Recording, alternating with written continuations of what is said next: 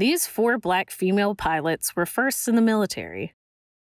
The first ever Black female pilot to fly for any service, the first Black female flying for the Georgia Air National Guard, the Navy's first Black female pilot, and the Air Force's first Black female fighter pilot to fly combat in a major war. They are still rare. Of the nation's 44,000 military pilots, only 72 are Black women. Here's their advice on how to change that. I tell people often, to the people that I mentor, that they have to take an initial step. So even if you think, you can't think so much about, oh, I could never fly this 707 or this, 777 aircraft or what, large airplane. You have to think about, well, what can I do today that's going to help me take that next step? I got a chance to talk and encourage kids in the high school and the middle schools, or the 3 different high schools and 2 different middle schools and an elementary school. And that was planting the seed for the young ladies that were there, regardless of ethnicity, but just in general, and specifically because they could look and see that I was an African-American woman, that, it gives hope. The more numbers, the more times that they see me, then the more times that I think they see the possibility. And then perhaps that encourages the numbers to increase from planting that seed of possibility in their minds. I love being a pilot. I think the best part of my job isn't flying. It's actually being able to have these conversations and to be able to, mentor young girls or people in general.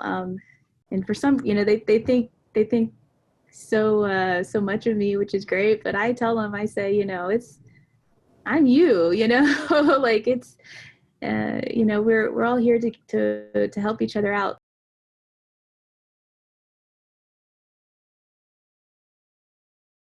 Confident makes you popular, and confident also disarms people, and they don't know what to expect. So they don't actually treat you with disrespect. If you look like you are an easy target, they will treat you like an easy target. That is just human nature. It can at times be lonely to be the only person, in your squadron and in your unit that is different and to stand out. And sometimes that can be difficult because you just want to fit in and you want to blend in.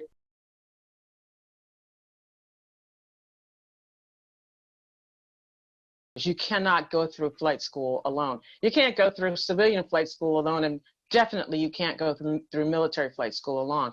It's very easy to wash out and nobody even knows that you're there, which I like to change that. I'd like to see that change, just mentors. That's all it takes. Every time I met someone different, it was always a check ride. It was a mental check ride. Is she, why is she here? Is she any half as good as these other guys that I've been flying with for years? And this followed me from the Navy all the way through the airlines. There's always a brick wall. We all have to make a decision. Are we going to fight our way through it? Are we going to cut and run? So cut and run doesn't work. So put on your confident face, and I teach them how to do that. I said, and then blast right through it.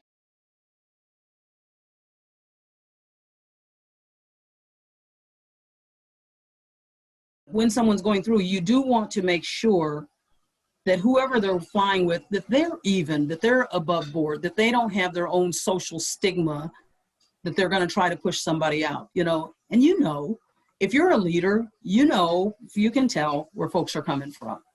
And the command climate is what makes the difference.